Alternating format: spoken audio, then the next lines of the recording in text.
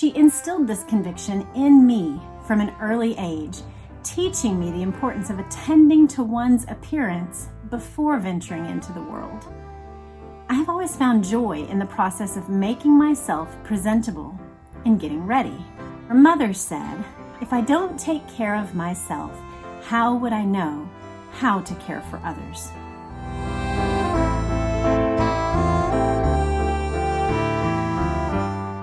Hello, you guys. Welcome back to my channel.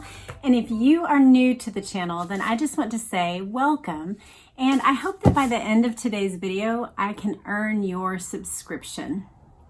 I recognize there's lots of other channels you could be watching, lots of other things you could do with your time. And so I just want to say I am grateful that you are here. We are going through Melania's book titled Melania. And this is our second episode. Before we get into it, I want to let you guys know that I am thinking of a new feature time that we might have together from time to time. I'm not committing to do it every single week, but as I have started, we actually just had a birthday anniversary weekend where we spent time antiquing, and I found a lot of great magazines. So I thought that we could go through what I'd like to call Vintage Variety Hour. This would be an hour that we could spend together live going through various vintage magazines. And I'm just going to give you a sneak peek. The first one that I actually don't see the date on it. This is the article that I thought we could go through together. Ethel Kennedy, Jackie Kennedy, Mrs. Martin Luther King Jr., how they live without their husbands. So that one just looked interesting to me. It was from the Modern Screen, it looks sort of tabloidy, but this article sounded honorable. So I thought we could do that. This was about 2 years before Diana sadly, tragically died. And it specifically is talking about what they perceived as the future of the monarchy at this time. Later this year, I thought maybe we could go through the Palace Papers together or possibly other royal topics. So I thought it would be a fun thing to do to kind of start to track what the perspective was of the future of the monarchy back in 1995. I thought basically we could choose an article or two from these magazines, go through them together, and just enjoy seeing old different perspectives together. If that's of interest to you, let me know in the comments. I thought it'd be fun. And then every time I would just choose a smattering of celebrity, royal, historical topics that we could just read through together that are of interest. If that interests you, let me know in the comments. Let's go ahead and get into Melania. And today, I suspect we're going to just get through chapter 3 because it's a long chapter about her childhood. Chapter 3, April 26th, 1970. My mother, Amalia, was born on July 9th, 1945, where her family, like so many others, had been displaced during the turbulent years of World War II. My grandfather, Anton, a skilled shoemaker and innovative farmer, never lost sight of his dreams. I'll put up a map and some photos while I'm reading this section. When they returned to their village of Raka, nestled in the serene countryside just outside of Sevnica, Anton wasted no time in pursuing his passion for agriculture. It was here he would go on to breed a culinary masterpiece, the renowned Raska Jebula, or Raka onion, a sweet red variety that quickly became a favorite among the Slovenian people. One thing we noticed when we lived abroad for a while was the way that other countries have certain areas that are renowned for certain kinds of vegetables or fruit or special dishes that they make. And it actually gave me a different perspective on America, because at first I thought, we don't do that. But then I was like, yes, we do. We have sweet Texas corn. We have California avocados, we have Florida oranges, we have the Georgia peaches, and then we have things like Cajun food, Texas barbecue, Kansas City barbecue, Pacific Northwest clam chowder. I think the thing that stands out to me about that is the appreciation of distinction within a culture. And I think when we as Americans fail to recognize uniqueness and let it just be celebrated, then we actually fall prey to celebrating immutable characteristics like gender, race, above things that are actually merit-based, like this, where he pursued a passion for agriculture and bred a culinary masterpiece. And so then his onion that he bred was the thing that he was renowned for, and that his area became renowned for, more so than a name or a color of skin or a particular town even, but that this skill-based recognition stood out. And I really like that. I think that's really neat.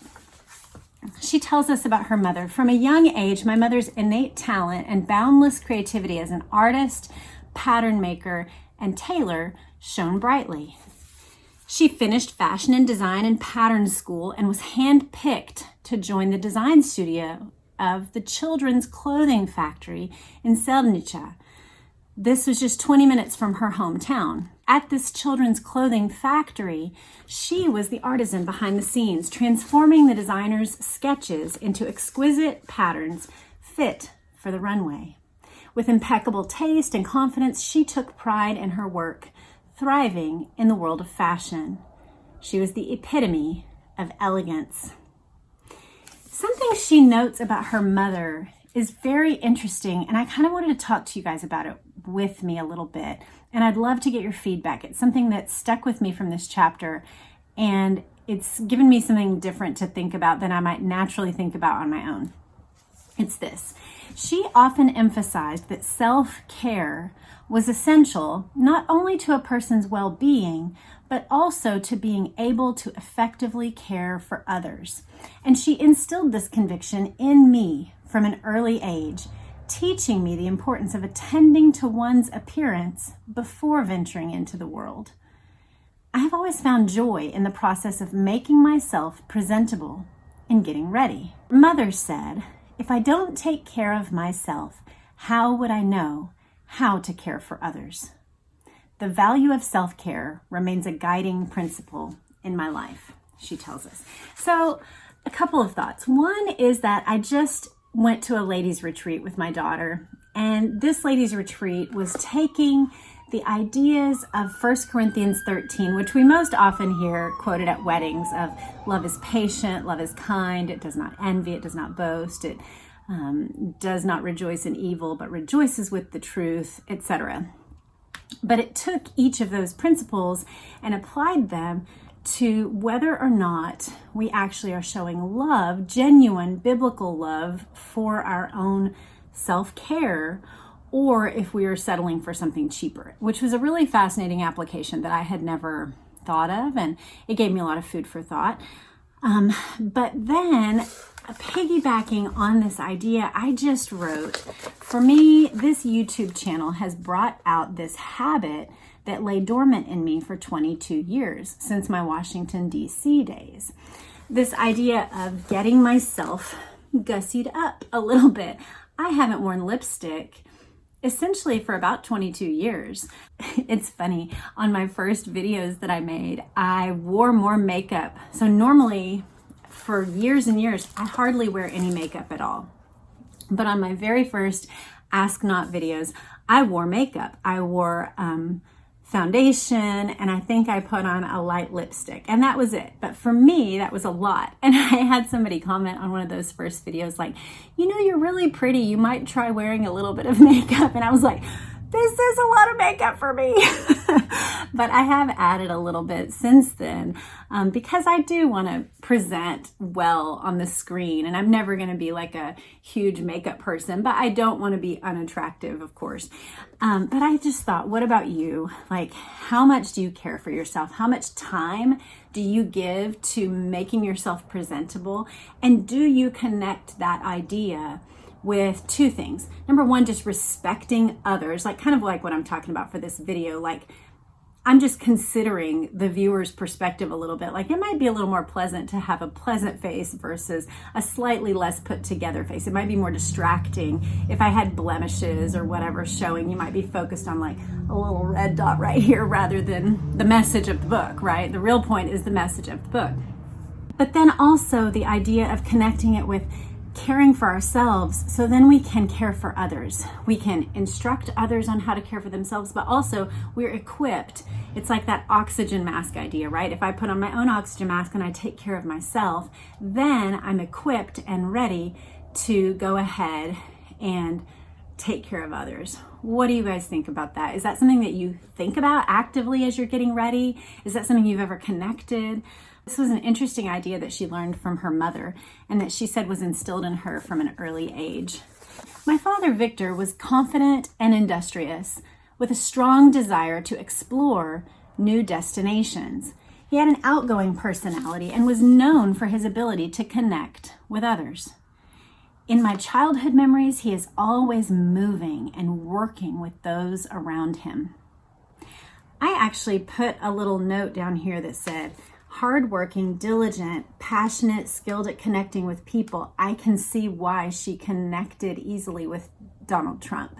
Because whatever you think about his personality or his role in politics, we all have to acknowledge that prior to, say, 2010, he was known as someone who was a mover and a shaker and a businessman, and he would be on entertainment things, and he would make a pop-up appearance in a Home Alone movie, and he just was moving and going and with people, and that was what he was known for. And so something about her description of her father made me realize, like, oh, that's probably why those characteristics in him may have felt familiar and appealing to her. Much like my mother, my father hailed from a lineage of hard-working and enterprising Slovenians.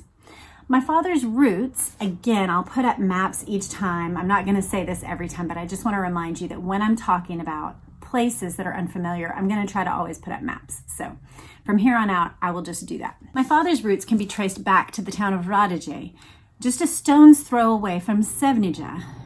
Despite the tumultuous times brought on by war, my grandfather managed to secure a position as production manager at the local Piatnik factory, allowing the family to weather the war. So her grandfather secured a position as a manager, and that helped them get through World War II. Born on November 23rd, 1941, in the midst of the German occupation, my father was christened Victor Waldemar Naus. My father's passion for automobiles and motorcycles was a love affair that began in his youth and blossomed into a lifelong devotion. His expertise in all things mechanical was unmatched. He could effortlessly repair and enhance any vehicle. He began as a driver in the Yugoslavian army. He quickly advanced to chauffeuring high-profile individuals. He met her mother in 1966 and transitioned to being a sales professional at Slovenia Auto. He quickly ascended the corporate ladder, and his drive propelled him to great heights within the company. So you can see the characteristics of her father as a businessman and as a go-getter. He was a respected and influential figure in the industry. After Slovenia was granted independence, my father seized the opportunity to realize his lifelong dream of owning his own business. Through hard work, perseverance, and a deep-rooted passion for all things automotive, my father would go on to build a successful career in business. My parents married in a civil ceremony and held their reception at the Podvin Castle. However, my mother, a true traditionalist, longed for a Catholic wedding to honor her devout upbringing. And so a few months later, they renewed their vows in the St. Lawrence Church in my mother's hometown. Something that I didn't know about Melania, but I've watched a few of the interviews in advance of this book just to get a sense of her as a person. And really, I wanted to get a sense of her speaking style because perhaps like you, I haven't seen that many moments of her doing long form speaking. And so I thought the interviews would be a good chance to just get a sense of her as a person, because she does seem rather reserved. In one of the interviews that I watched, one of the things that she emphasized was this idea of tradition and how important history and her family history was to her mother. And so I noticed that and thought this is an indication of that her mother, it wasn't enough to get a civil ceremony. She wanted the Catholic Church wedding. While my parents lived through significant political events, they were not particularly politically active themselves. Despite Slovenia being a part of communist Yugoslavia, the communism there was different from that of the Soviet Union. Growing up, I felt more connected to our neighbors in Italy than to other communist countries in Eastern Europe. The Slovenian people have historically held a strong sense of independence and reliance, rewarded for hard work and talent. My family, like many others, prospered due to my parents' ambition, determination, and strong work ethic. The Slovenia of my childhood felt unrestricted, emphasizing the value of hard work and individual responsibility. I had someone in the first video say they shared their story. I was really grateful for that, of immigrating to America as a child, and that their parents did not speak any English, and just how difficult that was for them as a family. And I want to honor that. That is admirable, and that is the story of America as a melting pot, right? That people come in with a variety of different backgrounds, and ultimately in the melting pot of American culture come to speak English and find their way toward pursuing that American dream. That commenter was making the point that Melania's experience of immigrating as a 26-year-old who already spoke some English and as a single person is quite a different experience from that. And it definitely is.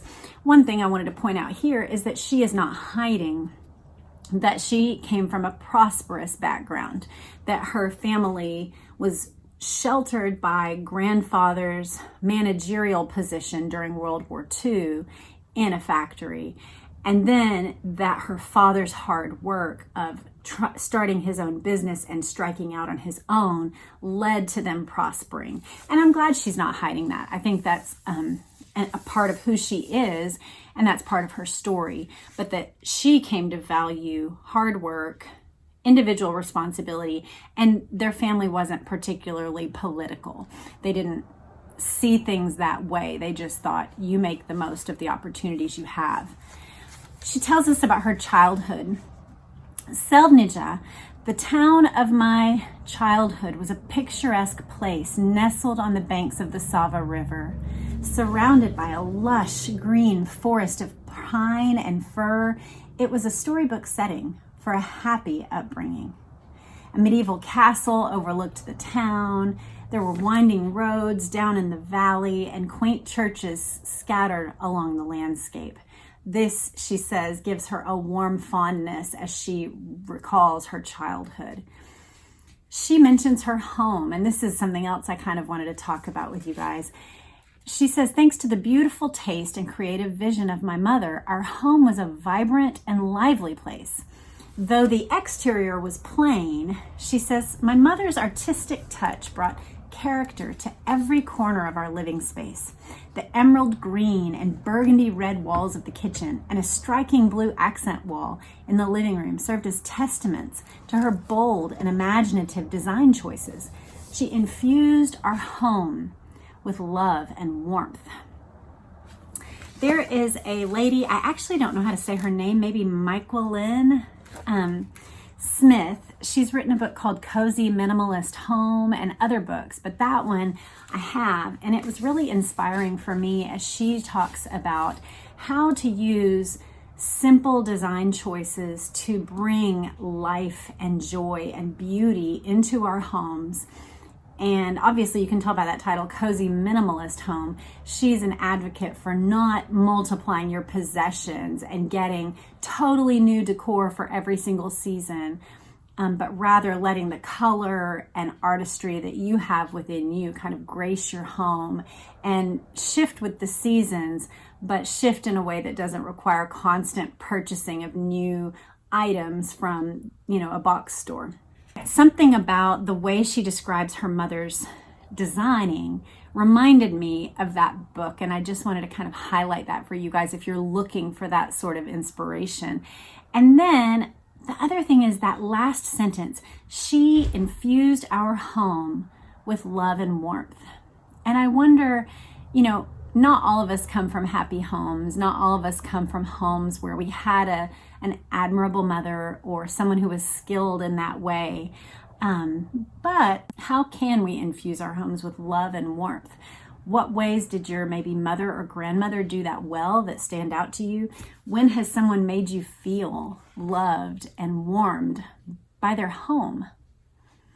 I think that's an interesting thing that homemaking can produce, and that I think is a little bit minimized in our culture, the significance of that feeling. We're going to talk about it more, so I won't wax on and on, but she talks about this a lot, that the happiness and stability and dependability of the relationships and love that she found within those four walls was very deeply rooted for her, that's something that made her feel settled in her heart. She says, "My mother described me as a joyful and contented baby. She remembers playing with Barbies, and she dressed her Barbies in handmade outfits. She loved a red race car model that was given to her by her father. And she says that sparked her interest in cars and racing and gave her a sense of excitement and adventure. She mentions music and favorite records that she had, beautiful illustrations in the childhood books that she looked at, and the way that fueled her imagination. Again, I find that her descriptions of her childhood and she lists specific, the Marinka books, which I'm not familiar with, perhaps you are, but that these books fueled her mind because she encountered beautiful things, hard work, lovely colors around her, gave her a big view of the world and its possibilities. She says, while many of my peers attended kindergarten, I was fortunate to have a private nanny. So they really were well off. She crafted, and there's photos of this, beautiful birthday cakes for me and my family that were not only visually stunning, adorned with handmade sugar flowers, but also very flavorful. In retrospect, these childhood experiences shaped my creativity, resourcefulness, and love of the arts and exploring the world. Now we're taken into the next phase of her life. Whether heading to Milan for modeling opportunities, traveling to Ljubljana for school, or simply running errands around town, my father and I created lasting memories during our long drives together. Each trip deepened our connection. Thanks to my father, I developed a profound knowledge of the mechanical and technological aspects of cars. One of my fondest memories was when her father, she says, brought home a French Citroën Maserati SM. I was 7 years old, and to me it was the most beautiful car I had ever seen. Sleek, sporty, and a luxurious, rich coffee brown. I still remember the smell and feel of the new leather as I climbed into the back seat. Over the years, my father assembled quite a collection of exquisite vehicles. She talks about Mustangs and BMWs and prestigious Mercedes-Benzes. Yet none could rival the sheer thrill of that initial Maserati. She says this to her was pure adventure, a connection that they forged on the open road. So that's the connection that she had with her father, was we're experiencing these new things, these beautiful technological marvels of the cars that he would describe to her, and that just being out on the open road together gave her a sense of freedom and joy. She also starts to acknowledge something that's innate to her. She says she demonstrated a strong sense of organization, orderliness, and a methodical approach in all my projects.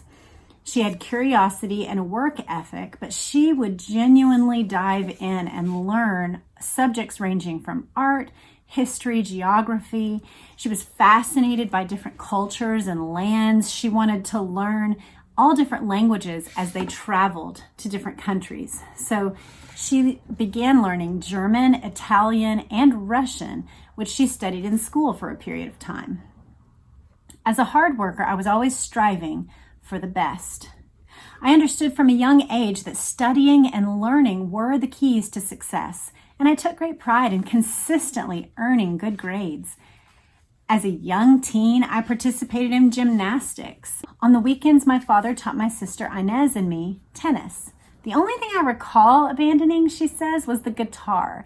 And she says that the discomfort in her fingertips, which if you play, I played for years and years, and I rarely play now, which is a travesty. I still do have my calluses. I'll play occasionally, and they're strong enough that I can do it. But you do have to develop fingertip calluses, and it's not fun. Your fingertips sometimes bleed. So she says that was the only thing that she came home and told her parents, I don't want to continue. Despite that, she said her childhood experiences shaped her into a disciplined, ambitious individual that values hard work, dedication, and self-awareness. She brought to her tasks a methodical mindset, striving for excellence always. And this kind of gets me off on a little tangent, which is I have seen people mocking her initiative that she created called Be Best. And as I've read some of this book, and then also as I think about that, and as well as the interviews that I've seen of her, while she speaks English proficiently, she is still a non-native speaker. And I think that the naming of that initiative of Be Best is one of the indications that she's actually not a native speaker, because an American speaker wouldn't think to pair those words like that. Therefore, my point in saying this is, I think Be Best points to this very characteristic that she's talking about, that she came to value hard work, initiative, dedication, methodical work. That these were the things that she was taught to value in her home by her grandparents and parents, and then that she naturally comes by. And I think my guess is that she is pointing us toward that path as the way that she got where she is. That said, I do think it's a little bit rude when people mock Be Best for that reason, because often the people who are mocking it are the very people in our culture who tell us to value diversity. People on the left often highlight that as a characteristic that we ought to honor.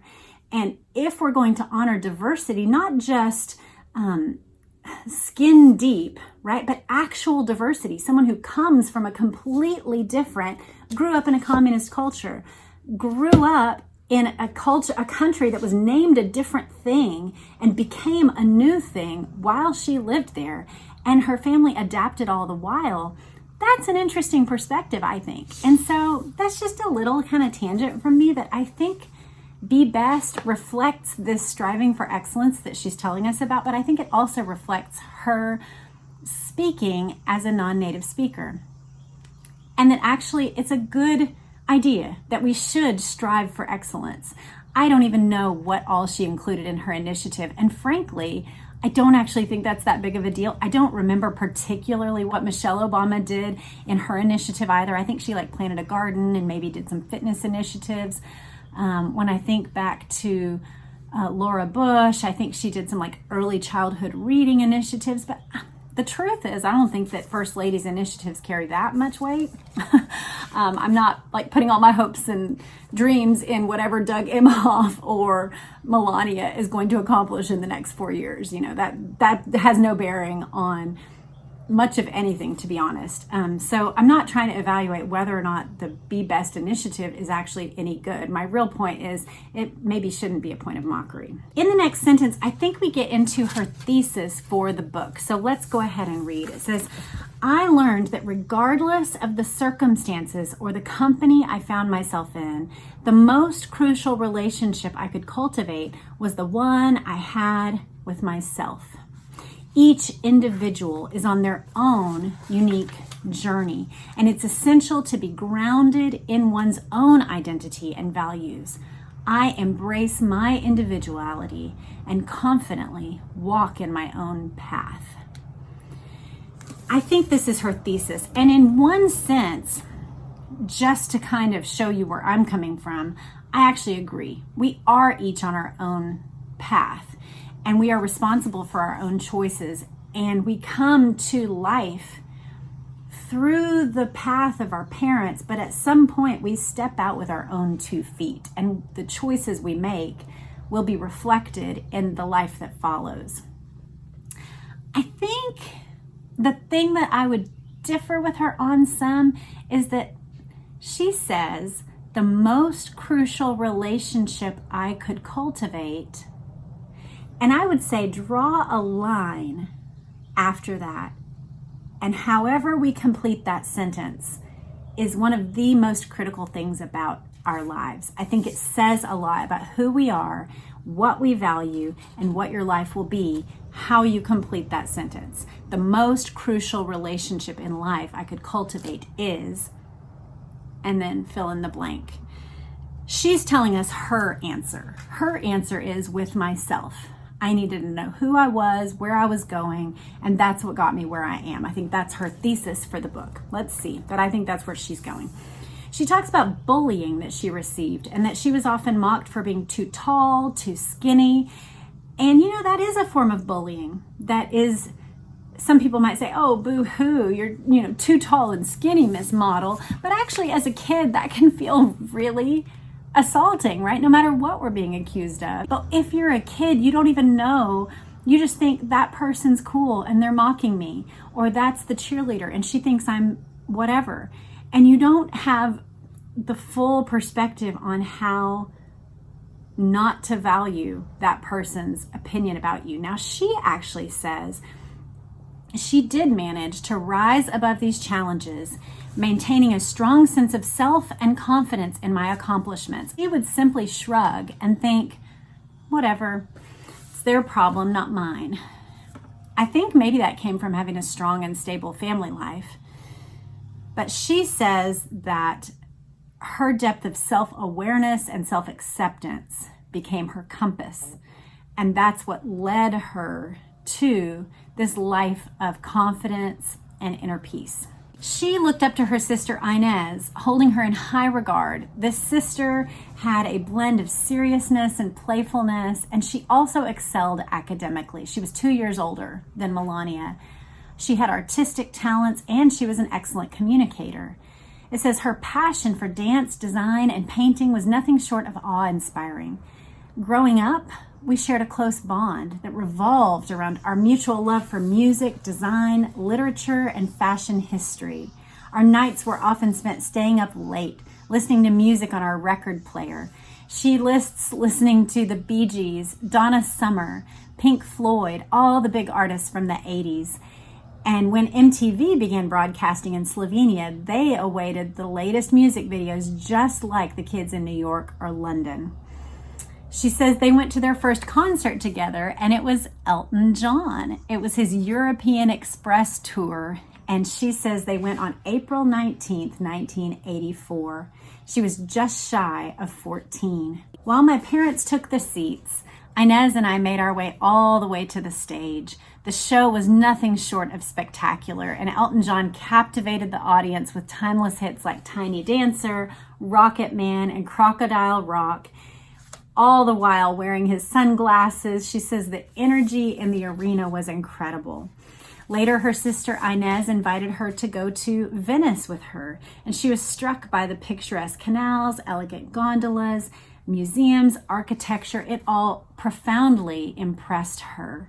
In 1990, they went to a Tina Turner concert, danced and sang to all of her songs, and had an unforgettable evening. And I think the thing that stood out to me the most about this section was that she, as a young teenager in Slovenia, was experiencing the highlights of other cultures, including American culture.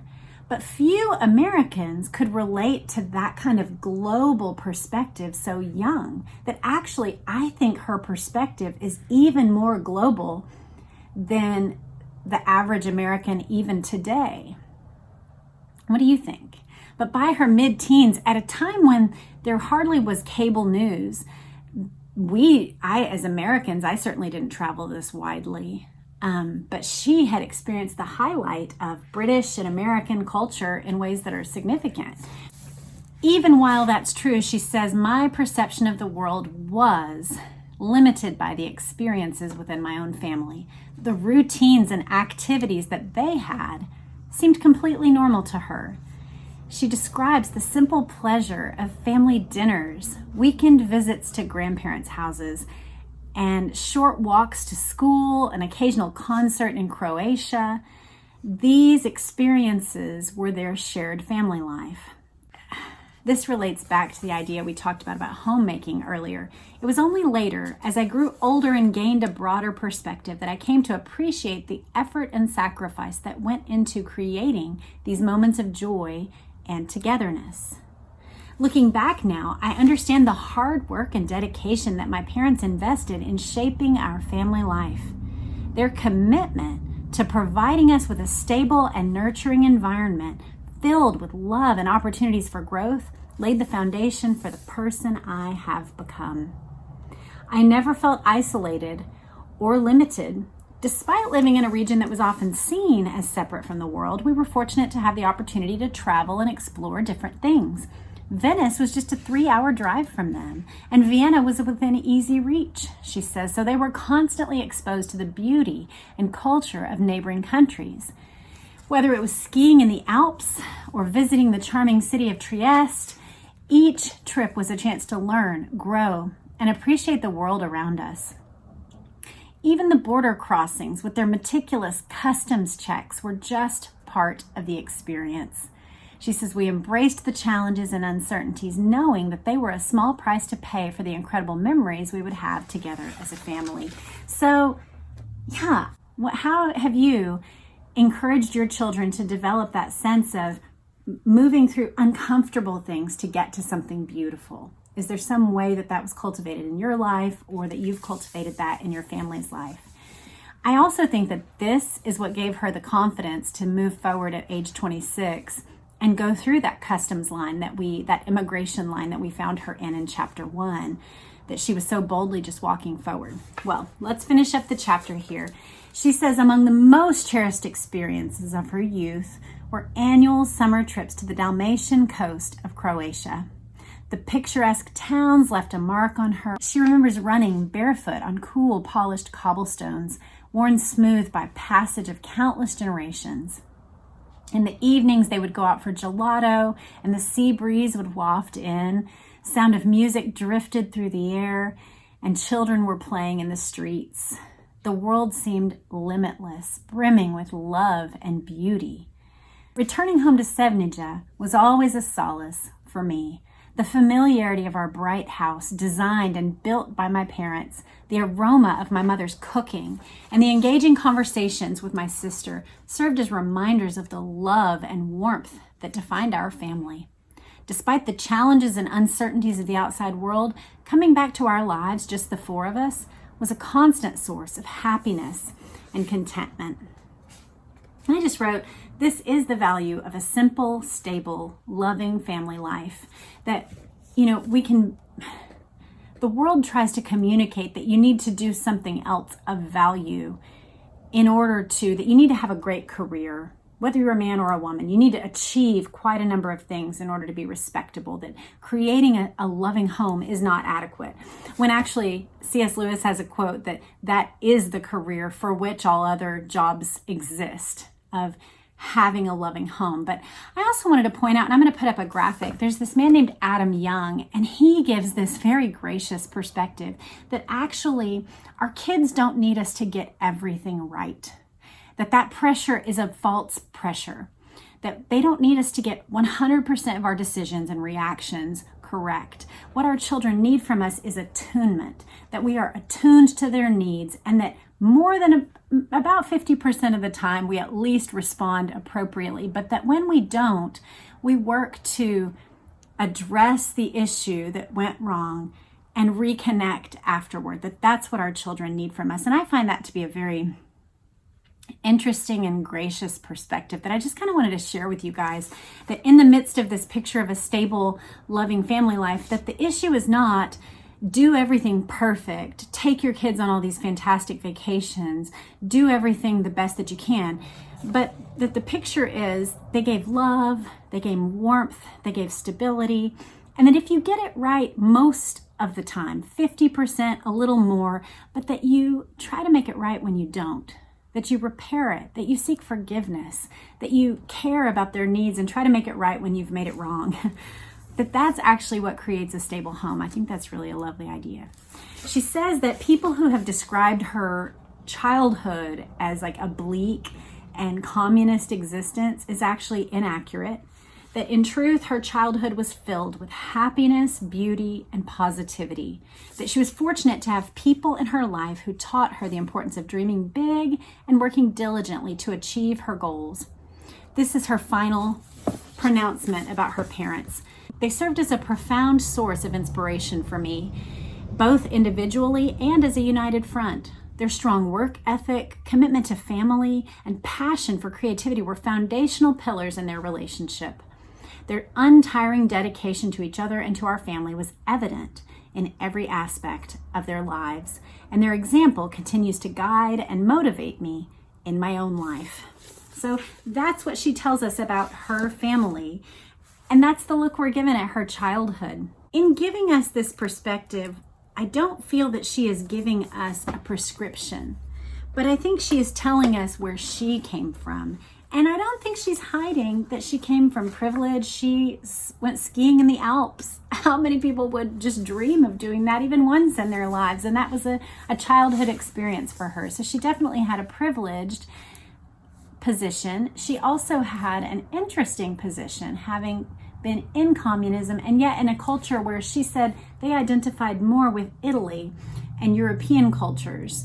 And they traveled broadly, which a lot of Americans don't even have the opportunity to do. So she has a very singular perspective that she's offering us. And in her next chapter, we are going to get into her fashion modeling, and we will work through that in chapter 4. So that's what we get from Melania in chapter 3. I hope you enjoyed it today. Please come back for more of this book. I want to remind you that we are doing Chappaquiddick on Wednesdays, Radium Girls on Fridays, and we will be doing our Vintage Variety Hour on October 28th for the first time. So I hope you'll join me. Let me know in the comments what you thought about Melania's childhood, her family life, the experiences that formed her, and also, if you made it this far and you haven't yet subscribed, I hope I've earned your subscription today. Have a great day, you guys. Bye.